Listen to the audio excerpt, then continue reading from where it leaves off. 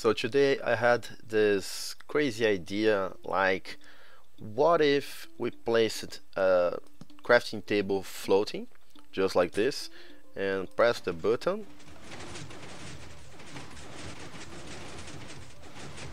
and it would retract inside the floor and you could not see anything, and we could of course use this back again. Yeah, so this is cool. And then I started to think, what else can we do with that?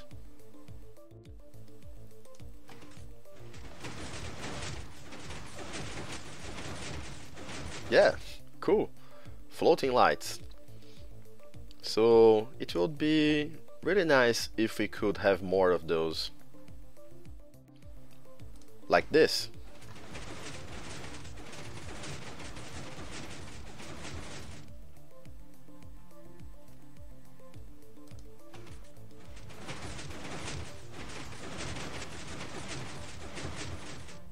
So that's really cool for a hipster lighting.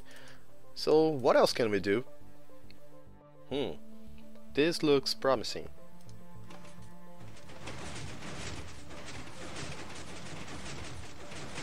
Cool.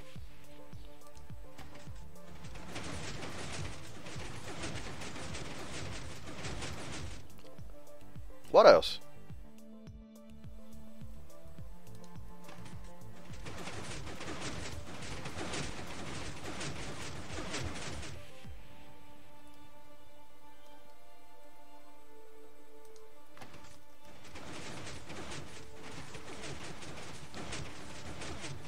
Yeah, guys. Sissy bar, expandable hipster Sissy bars. So that was it for the demonstration. I think it looks really cool, the things that you can do. Most importantly, you don't need to have this block being the same block as the floor, and it can be any type of block. Even the floor, you don't need to have solid blocks on the floor. You can use like glowstone or slabs. Those slabs can even be here. They don't need to be here because the system, the redstone down there, really allows for that. So let me show you the redstone below the floor. That's really not compact, and then I will do some really technical talking about the workings of it. So this is the piston layout, yeah, and this is the redstone to control all this mess.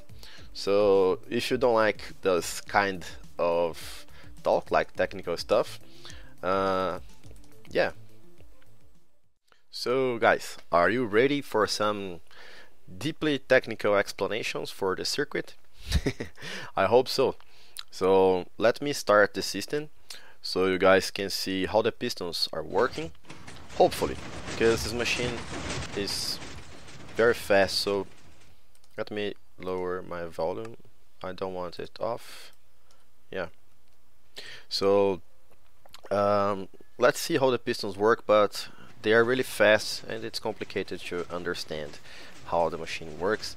So guys, I will start to explain how this works by showing you this bit. I needed to design a double piston extender like this, and it should be able to be extendable. So I made a tileable double piston extender that would be powered only from below, like this.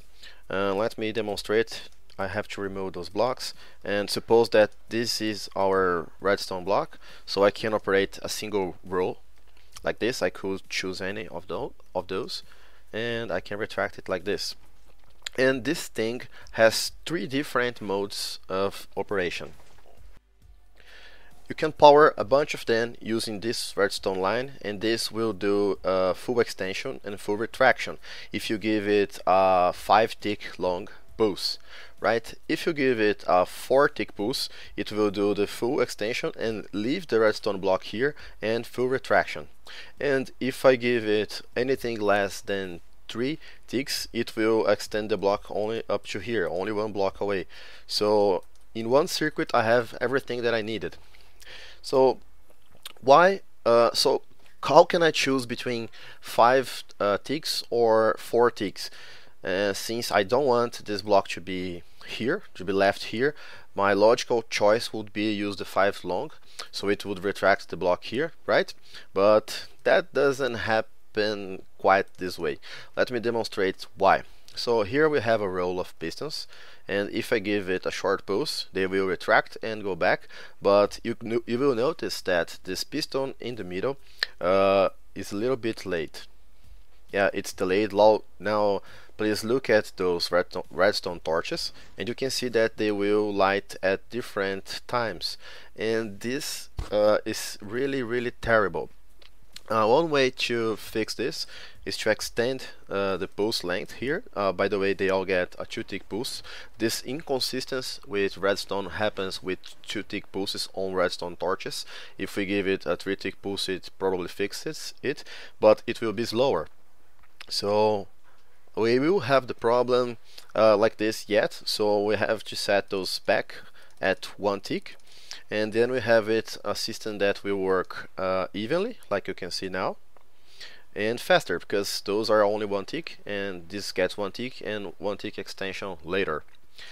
But even so, sometimes they will run out of sync, and this is a big problem because we are using blocks of redstone. So if this piston, double piston extender, would retract a little faster than this one, for example, it would lock the piston like this, and it would break the machine. Yeah, guys, it's really complicated, as I told you.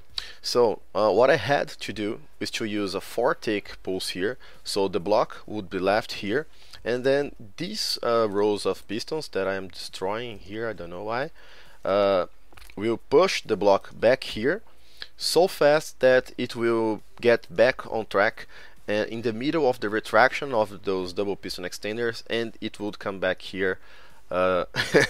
Yes, guys, I don't know. Just those tricks. Let me try to explain why I did that. So to retrieve that block from there, what I have to do is to bring this block here, and then I can, by the way, there is a redstone block here in this piston layout. Then I can throw this block here, right, by making this extension, and then I bring this block here, so it will capture the glowstone block like this, and then we do the full retraction like this, right, and just place this block here and close the floor like this. But if I want to put this block back there, I could place this block here, and then have this one here, then get this one back, and then send it up here. But there is a way, so we can have only one sequence for both, closing and opening, and this is by getting this. Let's suppose that it starts like this. Yes, so we open the floor, put this block here, send again this piston here with the glowstone block here, and this will be extended like this. And now if I place this redstone block here and retract, the block will be pulled back. So what I have to do is to make it very fast like this, so the block's not pulled back. And in order to do that, I have to make this double piston extender very fast, because if this piston gets a 2-tick pulse, it will be here for only 1 tick, and this is fast enough to make this. Whoops, this. So that's what I do when I use this block to help those double extenders. Also, I cannot, yeah, this works like this when there is a single row, but if we extend this like I made there, those redstone blocks will power those blocks here, but they will also update those blocks and power them diagonally, causing a butt switch effect, and this also breaks the machine. So I have to do an extra retraction to remove those blocks from here to there. Then I can stick this redstone block here very quickly and pull it back, and then I have to do another extension to grab the block and finally close everything, right? Like this. Yeah. So I have to use those techniques here to make this work in such a simple piston layout. If you are also an advanced redstoner, you will notice, I'm sorry, that I managed to get the button here, and this should cause a lot of problems, because if this block is powered, it cannot power anything below there, because it would cause a bud switch that would break the machine. So how did I do that was quite interesting and complicated, and I did it because I wanted to make it look nice like this, right? So what I have below that button is a piston with a normal block, and this will cause an update to that piston with a redstone block. Let me go to the other side if I can move here. So this is a bud switch, and I cannot use stick pistons, because then this redstone block would be here, and it would send the activation for the circuit over there, and when it goes back and the machine starts working, those blocks of redstone will constantly update this, which would restart the machine over and over again, and of course break it. So what I had to do was to use a regular piston to leave the block here, then a signal would be sent here, so this button will start the machine, and then after a long delay through this line, this regular piston would put the block back there. So that's how I managed to put a button there very close to the circuit. So let's go to another map where I can show you better the redstone working. Yeah guys, so here we are in this empty map where we can see better the machine.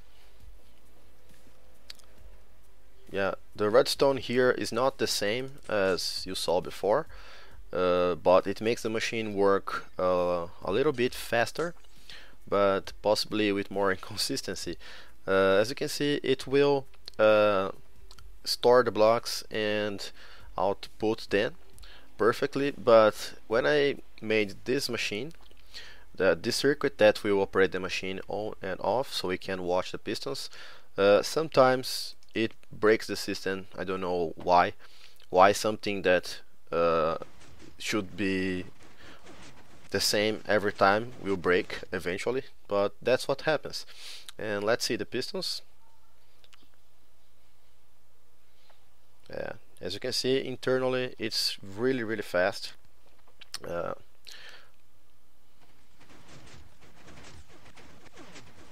I am sure that this machine would never work in a server, in a multiplayer server, because any sort of lag would probably break the system. I don't know. All I know is that, yeah, you just saw it like this. What happened, guys? It operates the same all the time, and then it does this. This is absolutely crazy. I don't know. So maybe you guys can give me some help here, explaining why this happens, or maybe compacting this circuit.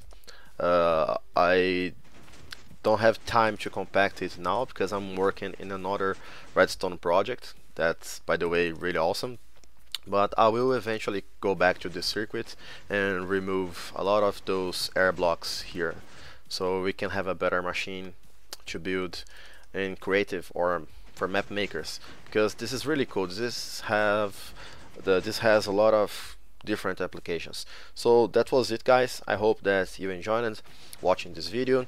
Any ideas, just post in the comments. I would appreciate very much a like this time if you could help me, because it was really a lot of work to put all those pieces together as I showed you. And thank you very much, guys. Bye bye.